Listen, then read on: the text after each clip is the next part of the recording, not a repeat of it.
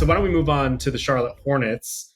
My one nice thing is an essential question as well. So I doubled up here, which is, could the Hornets be this year's Rockets next year? And I think a lot of it is contingent upon LaMelo Ball, but I'm feeling pretty good about the core, in air quotes, core Okay. of LaMelo, Brandon Miller, Miles Bridges. Like, there's so much you could do around there. And I do think that the other pieces you need around there are a little bit more gettable. You need a big, like a guy who could play consistent minutes, which they haven't been able to find at this point. And then in the draft, they're presumably going to get a top 4 pick. You could find another like wing type of guy, it seems like, in this draft. If anything, I think this draft is good for a team like this because you don't need superstars. You just need like probably a talented wing guy who's more of a role player to play around your existing stars. Now, LaMelo has to be healthy. Let me say that like 5 more times. That is a big key to this. But like, I'm feeling pretty bullish, pretty good about this team.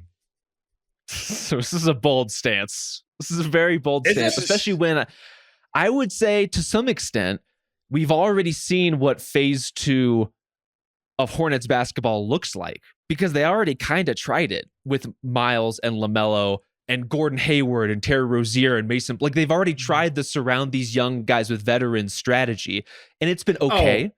Let me clarify here. I actually think they did all of their offseason work at the deadline. I think quietly what we've seen is that, like, yeah, it was to get off Washington and get some assets in there, but they filled out their bench with guys with just like solid guys, Grant Williams, Micic, etc. We've talked about this a million times, surprisingly enough. We've talked about the Hornets bench.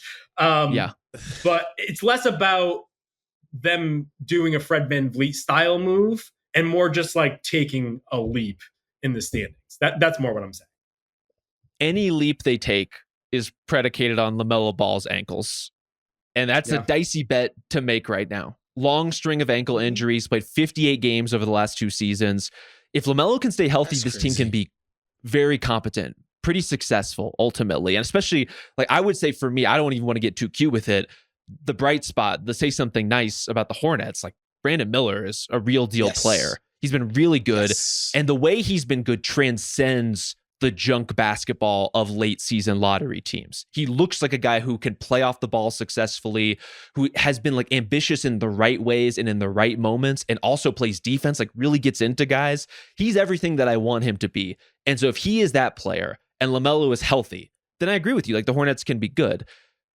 Will LaMelo be healthy? I'm as big a LaMelo Ball believer as anyone in terms of his game and his potential and his creativity. It's just so hard to know if he's going to be on the court.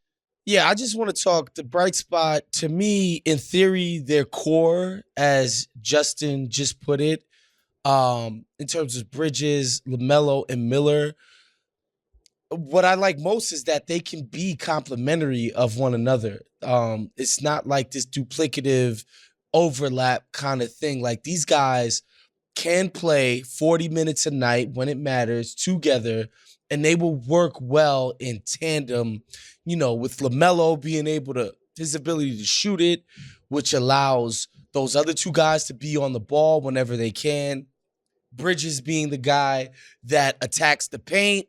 You know, like, they have complementary skills in terms of like being able to stretch out a defense in different ways in the most idealized version of themselves. And I think Brandon Miller, my guy, you know, what to Rob's point about March basketball, why is it so often so porous? Just a bunch of guys get shut down, sometimes legitimately, sometimes for tanking reasons. You know, you see these wacky rotations, and there's this rule of thumb where, like, in the NBA, somebody has to score, right? I call it the Michael Carter Williams rule, where that dude once led an NBA team in scoring for a season, which is like the ultimate indicator of somebody has to score, right? But that's not what Brandon Miller's doing. He's not just going out there and getting junk buckets and chucking up shots and not playing within, you know, a concept of an offense that has a logic to it. Like, this guy is a winning player. He plays a winning style. And March basketball has not put him into these nasty habits of chasing empty calories and empty stats. This dude is a hooper. right? And so that's really exciting. I've been high on Brandon Miller, like I said, since I did a 2-game scouting report on him in the SEC tournament last year. And it's just proven, man, his size, his just diversity of skill set. I think he could play up and down position. A lot of people think he's more of a 3-2. I think in certain times he could play a 4. Especially when he gets older and bigger. I think he could play some 4 for this team, right? Yeah. Like, I don't look, the Paul George comparisons, we need to chill a little bit on that, maybe. But I'm really excited about what he could do. And if he could take a leap next year, that would buttress Justin's point about this team being serious. And the Houston Rockets thing to me is that the Rockets are not an easy out. They're not a guaranteed W. Like when you see, let's face it, Charlotte or the Wizards on your schedule these days, it's not like, oh, okay, that's going to be a win for whatever respectable team is playing them. So Charlotte, I think, could be that type of team where it's like, no, this is a real team. You're going to have to play well to beat them whenever you do every single night next season. That's the level they really need to get to, because even when the Hornets have been good in the LaMelo Ball era, I don't think any opponents are going into Charlotte and saying, oh, we hate playing against this team. Like, it was a run and gun style. It was an offense-first operation. Just win.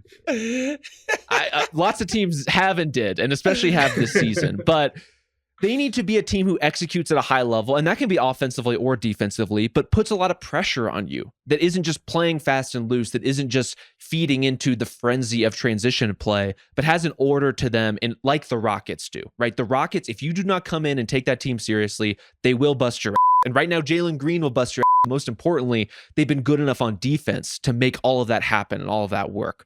Can Charlotte get to that level? And Brandon Miller can be a good defender. Bridges clearly can be a good defender, but they need backline help. They need a sturdier backline and rotation to make all that work, because LaMelo, if we're all being honest, is going to gamble pretty inveterately out there. So you're going to need some support and rotation.